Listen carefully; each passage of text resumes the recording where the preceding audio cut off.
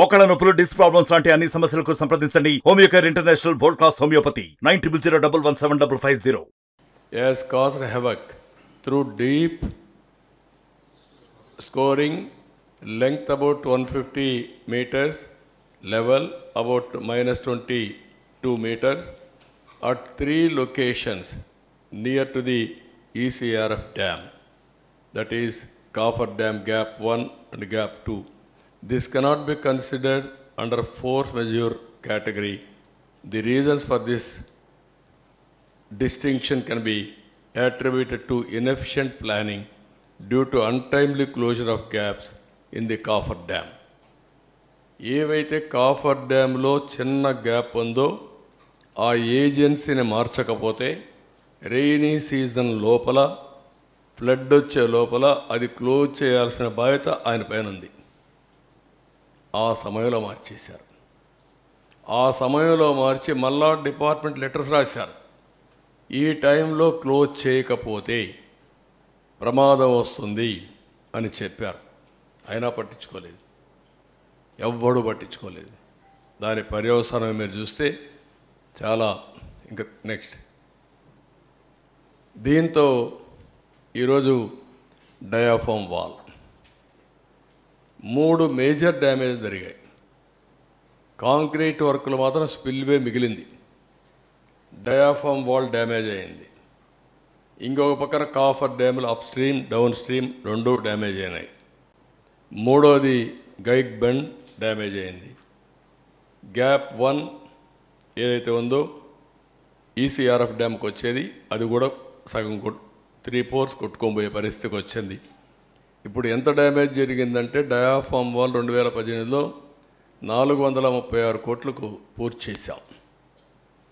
ఇప్పుడు diaphragm wall రిపేర్ల కోసం కొన్ని రింగ్ బండ్లు వేసి అక్కడెక్కడ 3-4 ప్లేసుల్లో 33% రిపేర్లు చేయాలి. దాని ఖర్చు 447 కోట్లు. అది రిపేర్ చేస్తాం. అప్పటికి పర్మనెంట్గా సొల్యూషన్ వచ్చిందంటే మేము చెప్పలేమంటున్నారు. అది కాకుండా పేర్లుగా ఇంకొక కొత్త డయాఫామ్ వాల్ కట్టాలంటే 990 కోట్లు. మళ్ళీ 2 సీజన్లు కావాలి.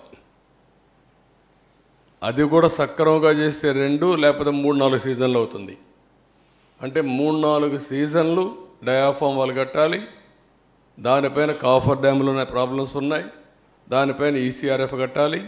ప్రాజెక్టు పూర్తి కావాలి. ఒక మూర్ఖత్వంతో చేసిన పనికి దానికి కూడా ఇంకొకటి కూడా సీపేజీ అరికట్టడానికి ఖర్చు ఎంత అవుతుందో, సమయం ఎంత అవుతుందో అంచనాలు లేకపోతున్నారు. ఇక్కడ 2 ఉన్నాయి. ఒక పక్క ఇవన్నీ diaphragm wall, upper coffer dam, lower coffer dam. Next slide చూపి. ఇక్కడ మీరు చూడండి ఈ ప్రాజెక్టు ఎంత అతలాకుతలం అయిపోయిందో మీరు చూడండి. మొత్తం ప్రాజెక్టు భౌగోళిక పరిస్థితులే మారిపోయినాయి. ఎందుకు మారిపోయినాయంటే ఈ 15 నెలల సమయంలో ఇక్కడ కొద్దిగా గ్యాప్ ఉంటే దాన్ని పూర్తి చేయకపోయే కొందికి ఆగస్టులో వరద నీరు వచ్చింది. ఇక్కడి నుంచే నీళ్లు వెళ్ళాలి. ఆ ఒత్తిడి పెరిగింది. కిందికి నీళ్లు వచ్చినప్పుడు సునామీ మారిగా సుడుగులు తిరగడం మొదలుపెట్టింది. దాంతో కింద నుండే ఇసుకంతా లాగేసి కొట్టుకుపోయే పరిస్థితికి వచ్చింది. అంటే చాలా డెప్త్. అంటే ఇక్కడ 2 ఉన్నాయి. ఒకటి డయాఫామ్ వాల్, పైన కాఫర్ డ్యామ్ కూడా ఏదైతే ఏం వేస్తారు, జెడ్ రౌటింగ్ చేస్తారు. ఆ జెడ్ రౌటింగ్ కూడా 10 మీటర్లు 20 మీటర్ల వరకు వెళ్ళారు. ఎప్పుడైతే 10-20 మీటర్లు నీళ్లు వెళ్ళిపోయేసి ఇది సుళ్ళు కొట్టేసి మొత్తం తీసేసిన తర్వాత దాని కింద కూడా వెళ్ళిపోయింది. అంటే ఫౌండేషన్ కాఫర్ డ్యామ్ కూడా దెబ్బతినే పరిస్థితికి వచ్చింది. దాంతో ఇప్పుడు ఏదో చిన్న చిన్న రిపేర్లు చేశారు. కానీ నీళ్ళు ఆగడంలా. నీళ్ళు ఆగకపోతే కాఫర్ డ్యామ్ కట్టలేం, డయాఫామ్ వాల్ కట్టలేం. డయాఫామ్ వాల్ కట్టకపోతే ఈసీఆర్ఎఫ్ చేయలేం. ఇప్పుడు ఇవన్నీ కూడా భయంకరమైన పరిస్థితి. ఇంకొక పక్కన బయట నుంచి ఇసుక తెచ్చి పూడ్చిన ఆఘాతాలపైనే మెయిన్ ఎర్త్ ఫ్యాక్టరీ డ్యామ్ చేయాలి. మరిన్ని వీడియోస్ కోసం ఛానల్ ని సబ్స్క్రైబ్ చేయండి. లేటెస్ట్ అప్డేట్స్ కోసం వాట్సాప్ ఛానల్ ని ఫాలో చేయండి. అండ్ లింక్ డిస్క్రిప్షన్ లో ఉంది.